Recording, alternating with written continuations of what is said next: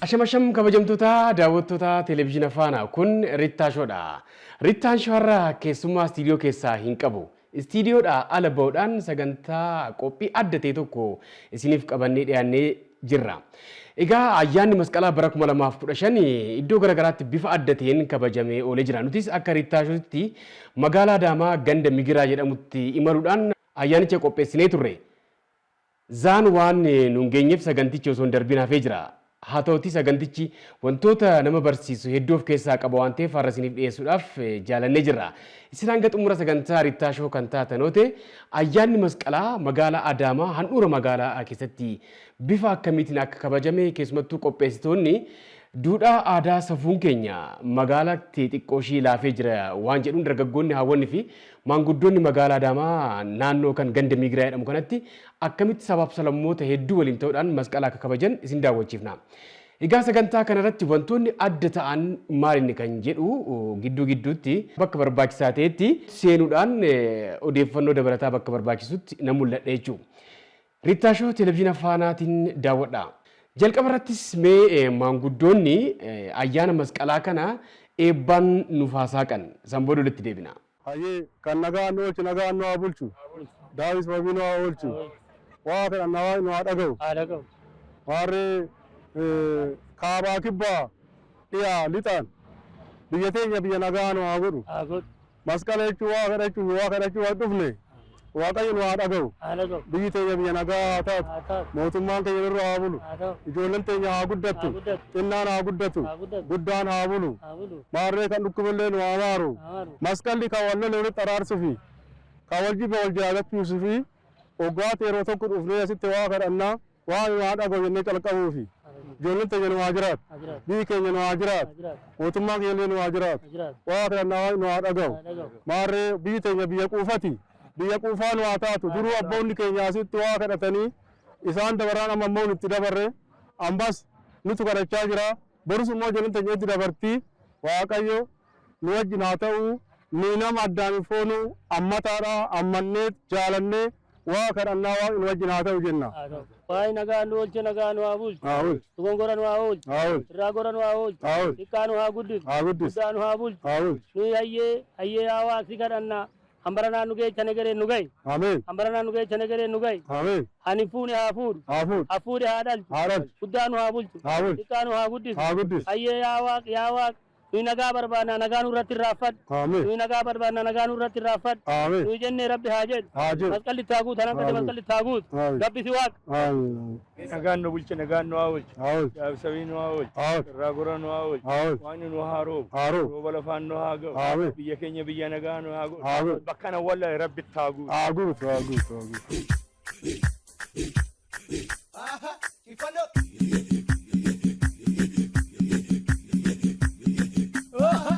Tebaloto ya ulfoto ya yobuno monangala ayo manakana ulfo manakana ayo manakana ulfo manakana. Hayyee maanguddoonni egaa eebba isaanii keessatti wantoota isaan kaasuu barbaadanii jira. Tokkummaa lallabanii jiru. Duudhaaf aadaan safuun Oromoo baadiyyaa keessa qofaa miti magaallis hoo guddatee irraanfatamuu hin qabu waan jedhus of keessaa ni qaba. Akkasumas ayyaanni masqalaa ayyaana mootii ayyaanaa Oromoon kan kaasu tokko waliin nyaachuu hammachuu sabaaf sablammoota waliin dabarsuu darbees warreen humna hin qabneef sagantaadhuma dhangaadhuma qophaa'e keessaa mana manatti deemuudhaan nyaachisuun hin jira. Kun akka muuxannoo guddaatitti kan iddoo biraatti illee babal'achuu qabudha. Mee kaayyoodhumti sagantaa kanaa hundeeffamtichi naannoo kanatti ayyaana kana kabajuuf sirnoota garaagaraa irratti hawaasichi akkanatti bakka tokkotti dhufee hawaasa waliin ta'anii kabajuun kun yoom jalqabame kaayyoon isaa maali kan jedhu maanguddoonni fi dargaggoonni qeerroof qarreen naannoo sanii waan dubbatanaa dhaggeeffanna. Kaayyoo sagantaa kanaa durisi abboonni keenya hin eebbifatanii masqalli hoo ga'e masqala jedhanii daamotii gumnee walitti dhufnee kan wal jibbe walitti araarsinee kan addaa fagaate walitti dhiyeechinee hoo lagni guute kan laga gama jirus wal yaade akka walitti dhufee wal dhungatu masqala godha. Ammas immoo kan rakkate rakkoo bahee kan ijoollee hin qabne ijoollee akka argatu, kan qarshii hin qabne qarshii akka argatu, kan addunyaa hin qabne addunyaa akka argatu wal eebbifnee Waaqayyo waliin nu haa jiraachisuu jennee walitti simsiifnee kan akka waliin jiraannu qe'een kunis immoo qe'ee abboota keenyati maqaa isaanii yaamnee iffinnu nu asitti wal qabuun keenya amma kophaa keenya nyaannee dhuguuf himatu. Kan hin qabnes mana deemnee ta'u kan dhukkubees wal gaafannee waliin buluuf wal jaalachuuf mootummaan keenya akka nurra bulu waa kadhachuuf ijoolleen ta'es akka nu guddatu waaqa keenya lafa teenya kadhachuuf baga isiniin ga'ee jenna biyyi teenya biyya nagaa haa taatu biyyi teenya quufaa gabbina malee homaa hin qabnu kan jedhu dabarsuuf. Ayyaana masqalaa kabajaa jirra. Ayyaanni Oromoon kabaju keessaa mootii ayyaanaa kan ta'e ayyaana masqalaa kabajaa jirra. Dargaggoonni ayyaana kana yeroo jalqaban sabaaf sallammii ganda kana keessa jiran hunduuf jalatti hammatanii ayyaana masqalaa kana kan akka dhuunfatti ture akka hawaasatti gadi ba'ee mul'atee akka sabaattis ayyaanni masqalaa maal fakkaata isa jedhu sana Oromoo biratti ayyaanni masqalaa maal fakkaata akkamitti kabajama eenyu faa laallata waan jedhu sana mul'isuudhaaf dargaggoonni akka dargaggootti hojjetaa jiranii akka magaalaatti miti akka biyyaatti ayyaana masqalaa beeksisuuf sirna aadaa uffannaa isaanii sirna aadaa nyaataa Oromoon aadaa hedduu qaba. Sanneen keessaa kan akka uffannaa kan akka sirna nyaataa sirnoota hedduu qaban keessaa kanneen walitti fidee sabaaf sallammii hunda isaa barsiifachuuf deemaa yeroo itti jirutti jiraa jechuudha. Duudhaan naannoo kana inuma jirre garuu awwaalameera magaalaan babal'achaa dhufu yaa aadaan duudhaan inuma awwaalama hin beekama kun garuu amma isa san burqisiisnee baasuudhaaf abbootii keenya wajjin dargaggoo naannoo sabaaf sablammii kaan waliinis taane bifa kanaan ayyaana kana kabajuu eegaleerra. Akkuma beekamu Oromoon aadaa qaba. Aadaan isaa fi Oromoon tokko guyyaa har'aa kun guyyaa ayyaana masqalaa kan kabajachuuf asitti wal argamne dargaggoo ganda migiraa wajjin wal bareechinee uffata keenya uffannee aadaa keenya ibsachuudhaaf asitti baane. Aadaan Oromoo kan ittiin ibsamamu uffata, nyaata, aadaa fi sirboota adda addaa of keessaa qaba. Kana ibsachuudhaaf asitti wal geenyadha. Uummattoonni sabaaf sallammii baay'ee jira. Isaa wajjin walii gallee osoo addaan waliin qoodin aadaa keenya kan ibsannaa. Dargaggoon hundinuu walii gallee aadaa kan ibsanna jennee walii gallee aadaa keenya ibsachuudhaaf asitti dhufneera. Aadaa kana immoo kan ibsannu wal danda'uudhaan tokkummaadhaan jaalalaa fi tokkummaa taanee ibsachaa jirra. Filannoo uffatarraa kaasee hanga amma sagantaa amma jiru kana sagantaa jaarsolii kanatti bareechinee ta'ee bakka kanatti argamneerra. Kun immoo maalinni naannoo migiraatti naannoon kun maqaan addaa san immoo aadaa migiraa keessa jiru tanaan dura maal fakkaatayyuu kan ammaa immoo maalinni maaliif duubatti harkifatee hafee yaada jedhu san abbootii keenyaan mari'annee ayyaanni masqalaa naannoo migiraatti haala kanaan kabajamaa yaada jedhu san calaqqisiisuuf uffannee haala kanaan asitti argamne jechuudha. Sabni Oromoo immoo nama hammataa akka ta'e akka namaa wajjin nyaatee dhuguu biyyattii barsiise biyyattii miti addunyaadhaafuu barumsa gaarii kan kennu saba Oromooti. Isarratti hin doomneef miti daa'imman dargaggeessa ol dhufaa kanaaf wanna Oromoon dur qabu dabarsuuf kaayyoon keenya kana malee kaayyoo biraan qabu. Dabalataan xiqqaan waggaa guddatu waan tokko laaleetoo hannurraa barumsa fudhatee isaanis immoo akkasumatti barumsa nurraa fudhatan kana barumsa daa'immanitti dabarsu. Kanaaf nyaanni wajjin nyaatanii dhuguun kun dhuguma akkuma jette kanaan dura irraafatamee ture. Tokkoffaan amma isa yaadachiisuuf. Maaliif Oromoon nama wajjin nyaataa, Oromoon nama wajjin bulaa, Oromoon waan hundasaa hammataadha. Hammannee too wajjin nyaannee dhaloota dhufutti dabarsuuf kaayyoon keenya kana. Dabalataan warri naannoo kanaa akkuma jirtu Oromiyaan hammataa waan ta'eef kana nurraa baratanii too barumsa muuxannoo gaarii kana nurraa fudhatanii too waggaa dhufutti immoo bakka adda addaatti akka qophaa'u hawwi keenya. Maarreeka masqalli kan Oromooti. Gaaddidduus kan Oromooti. Wanni martuu Oromoo irraan ka'e. Qe'een tun qe'ee teenya Oromoon irra jirti. Guddifatan deemu ofitti qaba. In guddisa. In qabata. Malee in qabamne nuyi. In qabanna malee ofitti. Oromoo ofitti abbaa fi haati ofitti qabneeti jiraachaa turre amma irraa itti malee nama biraatti hin deemu Oromoon. Oromoon hammataa ta'uun isaa beekama. Sirna guddifachaatiinis wanni kallattiin taa'ee jira. Oromoon hammataa ta'uu isaan immoo nuyi haala kamiin ibsaa irra bakkee kanatti sabaaf sablammiin kamiyyuu ayyaana masqalaa Oromticha wajjin kabajachuu hin danda'a yaada jedhuuni ergaa dabarsinee sabaaf sablammii amma sagantaa kanaan booda jirutti sabaaf sablammiin ganda kana keessa jirani martuu dhufanii ayyaana kana nu wajjin kabajan jechuudha.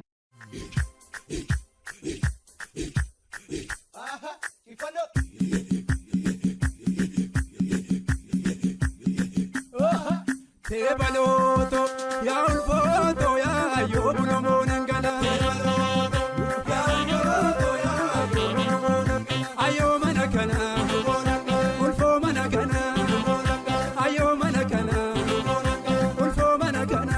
Ayyigaa maanguddoonnis dargaggoonnis kaayyoon sagantaa kanaayi magaalonni gaafa guddatan babal'achuu iddoo kana wajjin wal qabatee ammayyummaanis hin dhufa waan ta'eef bakki kun immoo bakka seenaa qabeessadha. Akka Adaamaatti naannoon Migiraa jedhamu kun gandi Migiraa jedhamu kun maanguddoonni hayyoonni babbeekamoo bakka itti bahanidha.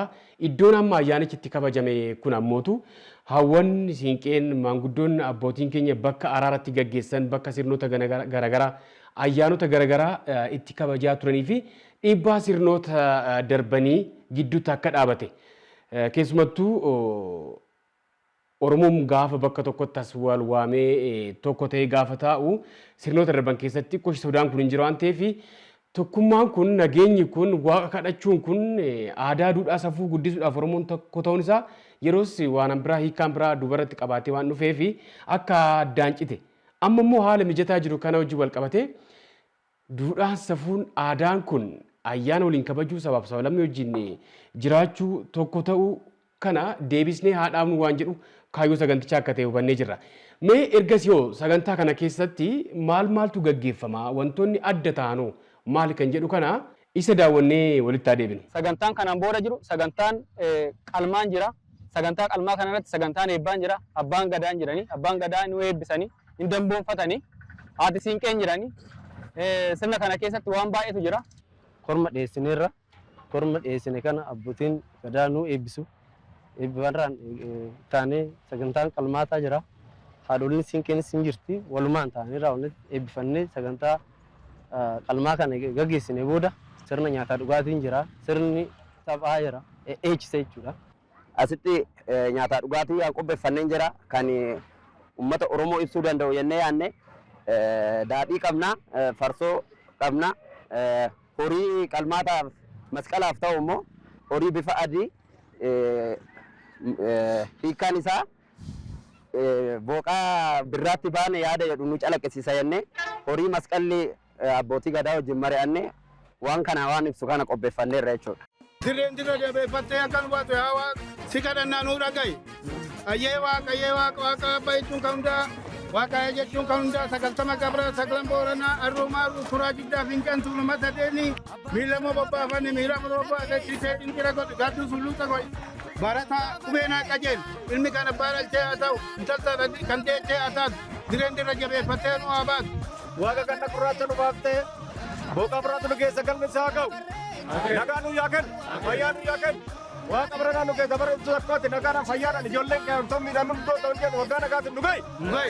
Waaqayyoon waa dhaga'u. Biyyi teenya biyya nagaa haa taatu. Mootummaan teenya irra haa bulu. Ijoolleen teenya haa guddattu. Xinnaan haa guddatu.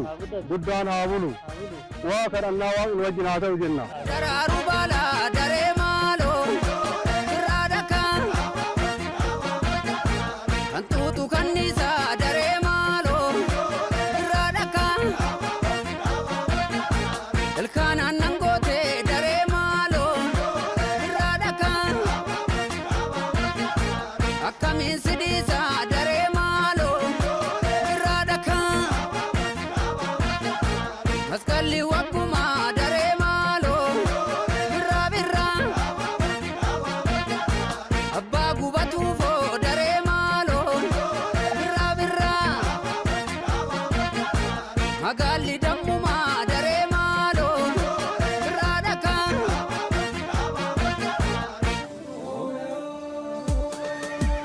Asaasa eroobe asaasuma rooba waayni barana.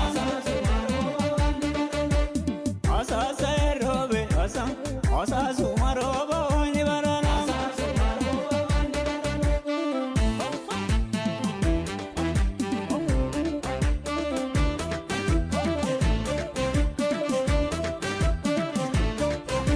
Oggaa ganna dura abaabaa birraa.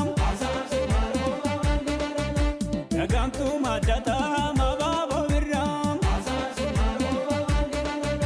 waggaa goonni sirbu abaaboo birraa.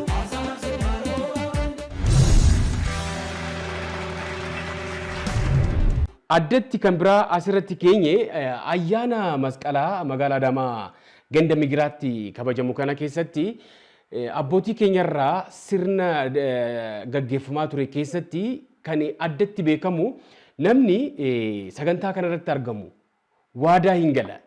Bara dhufu akkana jaalalaan nageenyaan fayyummaadhaan kan isin walitti akkas na deebisu yoo ta'e Waaqayyoon hoolaa, ra'ee, sangaa, maallaqa hagasii fidee nan dhufa jechuudhaan warreen waadaa galan hin jiru. Saganticha irratti wanta adda ta'edha. Egaa kun ammootu kophaa isaaniitiif nyaachuuf osoo hin ta'in namoota harka qalleeyyii ta'an naannoo isaaniitti argaman deemuudhaan kennaawwan garaagaraa waan amma akka waadaatti galame kana maallaqichas ta'e wanta dhufu kana hin raabsan. Kuni bakki isaan waadaatti galanii fi waadaa isaanii nama raawwateef bakka itti galateeffatanidha. Isaa daawwannu. Barri gaddaati bara geessin nagee korma fida jedhee korma jaalan nu fidanii haadha farraa ta'u obboleewwan isaa ta'u beekamu aboo fayyaa nagaa isaanii haa kennu. Iyyeen kana laal kennaa jechuun rabbi hoggaa namaan ga'e waan biraan qabnu bara. Ijoollee isaanii nagaa haa godhu fayyaa nagaa isaa haa kennu. Gara boodaa irratti gara gaafa daamotii kana gubuudhaaf gaafa qophaa'anii wanta sagantaa adda ta'e tokkoon arge. Namni haga barbaade walitti bu'us sadarkaa guddaa irratti illee namni gara diinummaatti wal farrajuu ga'e illee bakka maanguddoonni jiran bakka hawaasni jirutti namoonni waggaa darbe keessatti lola waliin qaban waliin mufatan ayyaana araaraa waan ta'eef masqalli bakka hawaasni jirutti hawaasni waamamee ifatama waliif godhe jechuudha. Dhiifamuuf wal gaafate jechuudha. Kana gaafa maanguddoo waaman namni wal lole hafuu hin danda'u. Kanatti aansee wanti dhufus hanga abaarsaatti hin deemu waan ta'eef kabaja guddaa qaba sagantichi. Namoota hedduu lakkoofsaan hedduu ta'an gaafa araara walii buusan arginee jirra. Mee isa daawwannee ol taa'ee deebina. Dogongorri hin jiraatu gisee tokko malee wanna biraa rakkina biraan qaban isaan nageenya. Kanaaf harka walaa fuudhan jedhameeti malee wanna biraa garaadhaa wanna qabu hin jiru. Jaarsi hin jiraan harka walaa fuusisu. Fayyaa nagaa isaanii kennu araarama isinii jenna harka wal fuudhaa uummata kana fuulduratti.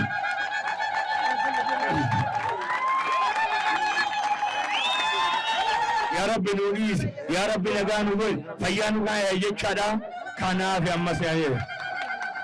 Eeyyeeti.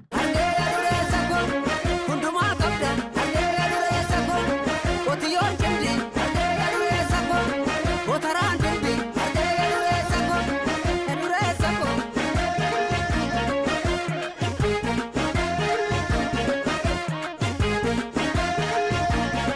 Siin eebbisa siin abaaru gooftaa addunyaarra marmaaru siin eebbisa siin abaaru gooftaa addunyaarra marmaaru siin eebbisa siin abaaru gooftaa addunyaarra marmaaru.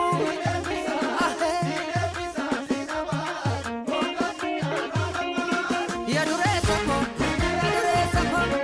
adaraa daalee yaa dureessa koo isa yaabbattu yaa dureessa koo adaraa geetti yaa dureessa koo ishee yaammattu yaa dureessa koo. Isa nuu kenne waa kenne dhageesse isa nuu kenne isa nuu. Waaqni xinnaa waaqni guddaa waaqni gadaa waaqni kalee waan gaddaa nuu dhagayi. Dhagayi waaq nuu dhagayi. Akka nu jenne waaqni haa jedhu barri haa jedhu gadaan haa jedhu. Waraana kanas ga'e jee rabbi nurraa haa dhaamu. Kan ijawatti qinnu kanas waaqni ga'e nurraa haa balleessu. Waaqni garaa tokko nu haa godhu. Garaa tokko nu haa godhu. Birraan adda waraanaa nu haa baasu. Midhaan kun galee gootaraa nu haa guutu. Dhaltiin elmamee okkolee nu haa guutu. Ilmi abbaa haa ergamu. Intalti haadha haa ergamu. Gadaan quufaa gabbina. nagaan nu oolche nagaan nu haa bulchu irraa gora nu haa oolchu dogongora nu haa oolchu hambaranaatu nu ga'e nagareetiin nu haa ga'u hankanatti haala tolu fi haa dhabu murtichi haa badu badee haa dhidhimu hankanatti haala ta'e waan ofii haa dhabu innaan nu haa guddatu guddaan nu haa bulu eebbisaan nama haa ta'u itti guutan waaqa haa ta'u bakka dhanee wallaale rabbitti haa guutu rabbiti waaqa. Kan nagaan nu oolche nagaan nu haa bulchu daafi sababi nu haa oolchu dogongora nu haa oolchu maarree ka masqalli waggaa kun waggaa furrin nu haa ga'u ijoolleen teenyarree akkanumatti beekaa nama guddaa isaan haa godhu waan inni narrooba lafti nama argette. Egaa kabajamtoota daawwattoota keenyaa sagantaa ayyaana masqalaa kana guyyichatti isiniif dabarsuudhaaf yaalii taasifnee turre garuu sagantaan baay'achuu isaa wajjin wal qabatee izaa waan hin qabneef garanatti dabarsinee jirra waan ta'eef garuu ayyaanichi darbus wantoonni akka muuxannootti fudhatamuu qaban wantoota gurguddoo hin jiru jennee waa yaadneef hanga ammaatti waan daawwattan kana akka taajjabbiitti isin biraan geenyee jirra. Tokkummaan keenya ayyaana aadaa duudhaa safuu keenya waliin guddisuu waliin kabajuun kun haa babal'atu magaalota gurguddoo keessatti. Koonsartii DJ sirbaan gara xumuraarratti turtii ayyaanaa bareedaa ta'e tokko daawwannee jirra. Egaa torban Riittaashoo keessummaa idilee kan Riittaashoo qabatee isiniif dhiyaata. Haga torbanii horaanaa bulaa.